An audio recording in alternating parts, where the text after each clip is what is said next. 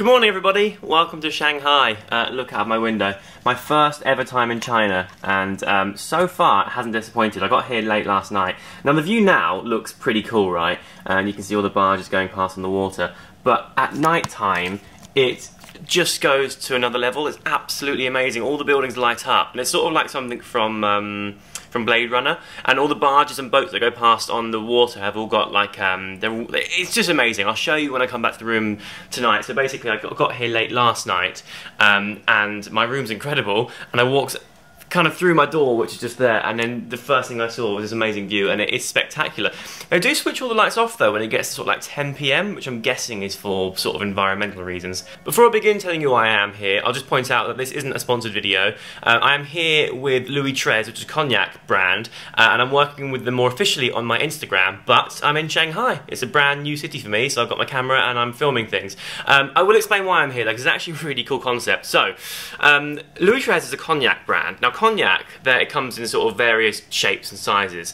The highest grade cognac that isn't Louis XIII is basically, it's all made from what's called eau de vie, which is basically lots of different spirits added together. It's distilled wine, twice distilled, but it tastes nothing like wine, it tastes more like whiskey.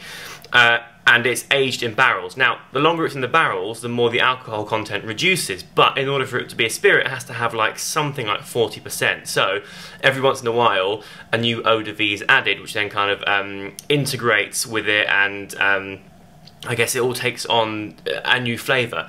With sort of one of the highest grade cognacs that isn't Louis XIII, you're looking at something in the region of 80 eau de vie, and the most recent of which will have been added somewhere between 4 to 6 years ago, sometimes a little bit longer.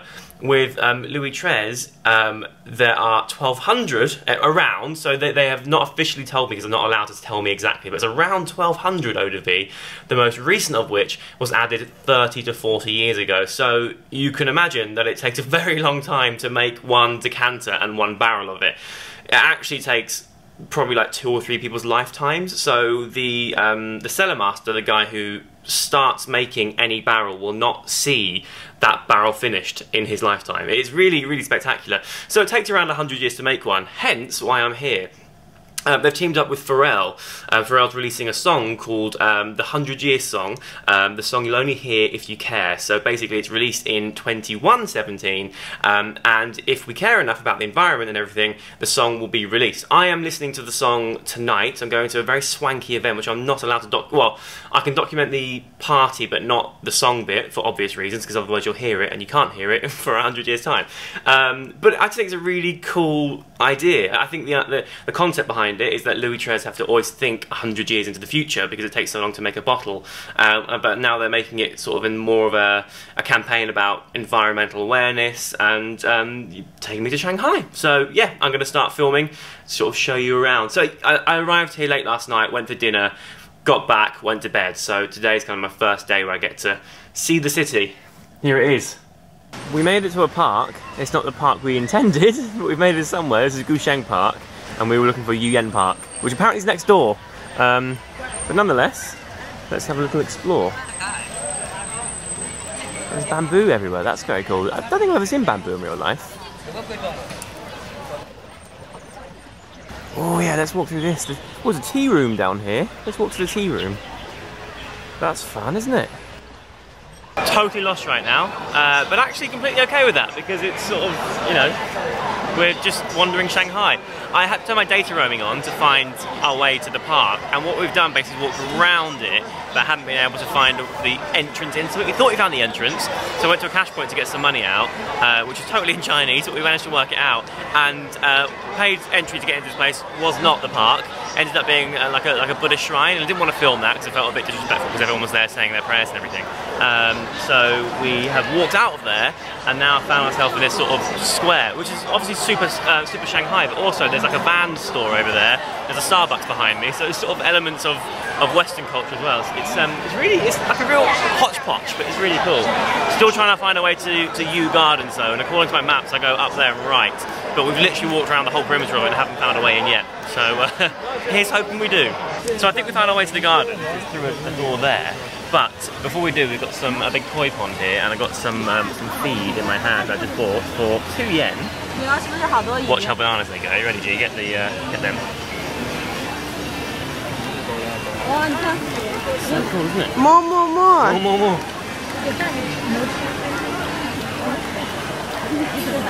So good. So beautiful. Look at the big ones over there as well. See them? Go on, Georgia. Feed those fish.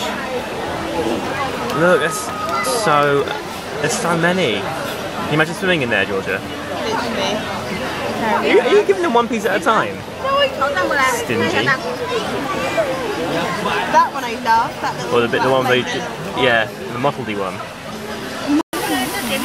Georgia and I have been on this bridge now for a good 25 minutes and we're on our fourth bag of feed. It's 2 yen a go, but it's so worth it because you find a quiet bit of the pond and you throw them in and suddenly they all come running towards you, and then they just go crazy. It's so cool. Isn't it so satisfying? It's really satisfying. If this isn't the coolest entrance to anywhere, I don't know what is. By the way, people keep stopping and having their photo taken with me. Not because they know... Oh, there's Georgia. She's running away. Not because they know who I am, but because I'm very tall and very white, I suppose. And people keep staring and asking to have their picture taken with me. It's really fascinating, actually. Try not to overreact, everyone. But we've got turtles and everything. Can you see them? I don't know if you can see them very well. But there's 2 of them. One's a bit lower than the other. Georgia's definitely pointing out this fish. I see it, Georgia. I know. I see it. It's a fish. Yeah, I'm more interested in the turtles. It thinks it's food. Look. Oh, lost interest. Look. One of them's going to break the surface. Is he? No, he's not. Yeah. I could watch them all day. I find them fascinating. You know, I was talking about the view earlier. How amazing does it look? It looks lighter on my camera. Like in real life, it's really dark. Although there is kind of a slight aura around the buildings where all the you know, the light's coming. But it does look incredible. I really wanted to catch a boat going past too, but there's not many this evening. Hi! I don't know if you can hear me at all, it's very loud in here. But it's all happened. I heard the song. It's actually really, really good. And what's really amazing is that the vinyl is one vinyl made, and it's made from clay from the Cognac region, where obviously Louis Treize is made. And it's in a water vulnerable state. So as the timer set, it will only open in 100 years' time when the timer goes off. In the meantime, if water levels keep rising, the clay will be destroyed and no one will hear the song.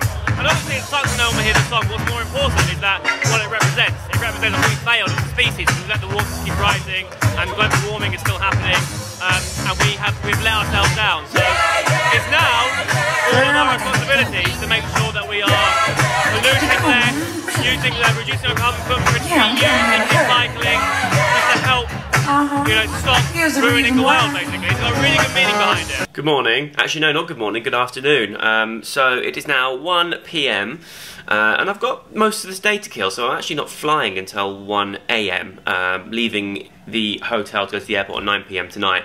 So I've got lots of time to kill, but a bit slow to start today because just so tired, had like major jet lag. But I was up at about 9, had breakfast, and I've been doing loads of work since. So the internet here is really, really rubbish, and I had like a good spell of internet, so I got loads of work done. And now I'm going to hop in the shower, and then me and Georgia are going to get some food and start exploring today. We're not too sure what we're doing yet. The world is our oyster. We thought about getting a bullet train and going 2 hours away to go see some rice fields.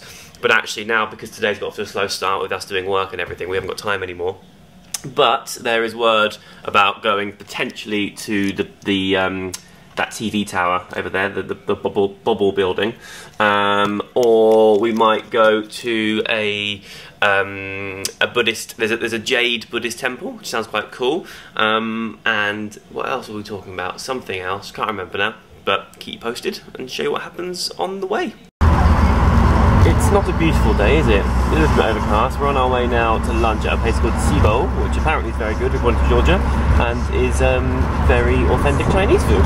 So, in a taxi, en route. Once again, we are lost AF. Our taxi driver just kicked us out and said, right, this is where you're going, but we don't know where that is. Apparently we're on the 3rd floor, but we've got like this sort of setup going on. I don't know, totally lost. We'll find it.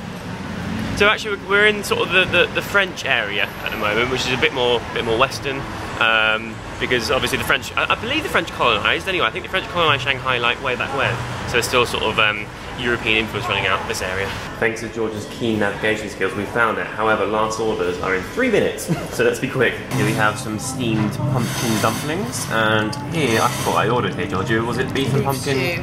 Beef and potato stew. Beef and potato stew, I was going to say, I'm obsessed with pumpkin apparently. That smells amazing. Lunch was good-ish. It wasn't great, I have to be honest. It was okay, but it wasn't the best thing I've ever eaten. We're now trying to get back to the hotel. We want to drop some stuff off and go for a walk. But we don't know how to get anywhere. So we spoke to, when we came here, we spoke to the hotel concierge who booked us a taxi to go to here, and then we spoke to the restaurant and said, can you book us a taxi to go back to the hotel? He tried, but the taxis all said no. So now we're just on the side of the road trying to hail one, but we're not sure how it works here and if that's how it's done. We keep waving at taxis and they're not stopping. There's no Uber here, we don't know how to use public transport. We are much too far to walk, so me and Georgia are once again failing, just left on the side of the road. A very busy road as well, just trying to hail a taxi, no idea how. We're not very good at this tourist stuff, are we? We are doing something wrong. We've even moved to a... Oh, here comes on, his light on, Georgia.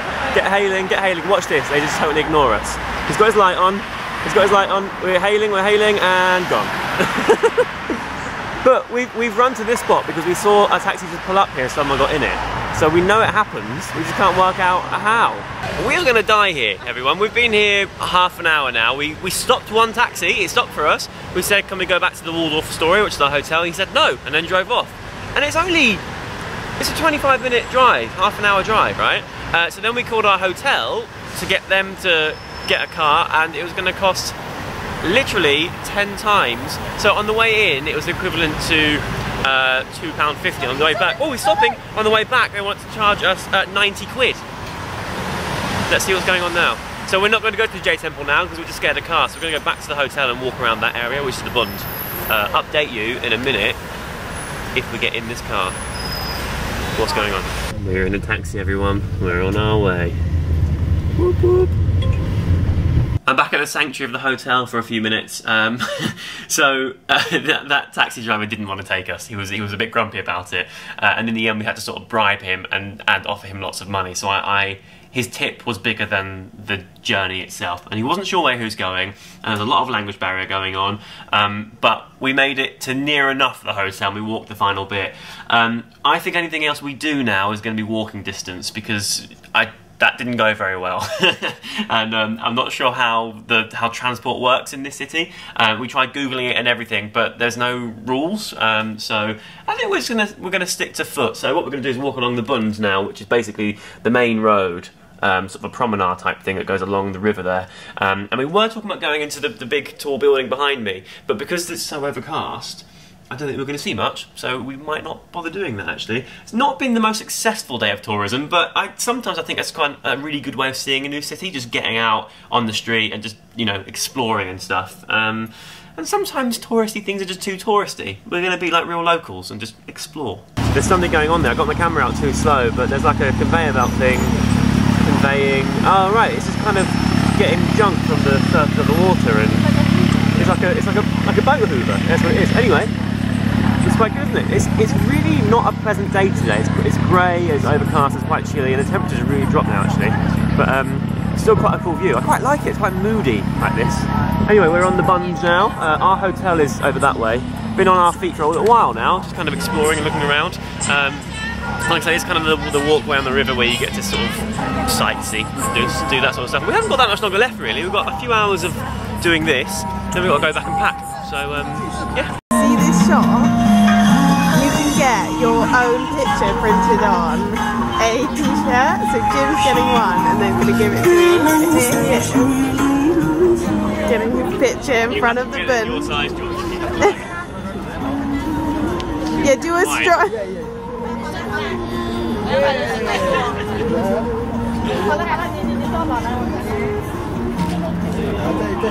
Literally lol. I got a real pose. Yeah, do it like a GQ pose. Okay. Amazing. George is trying to decide if she wants a t-shirt or a jumper with my face on it. It is, look, here's the picture. You can't really see, but I'll show you in a second when it comes out. It's going to be epic. I should be charging you. We should get a link to my channel on it as well, so people can. Can you sign it? No. really, really good. And there it is. Georgia, that is your new pride and joy. Please wear it to the office tomorrow. That's the best jump I've ever seen. Okay, I have to pay the guy now. Give it a flash, Georgia.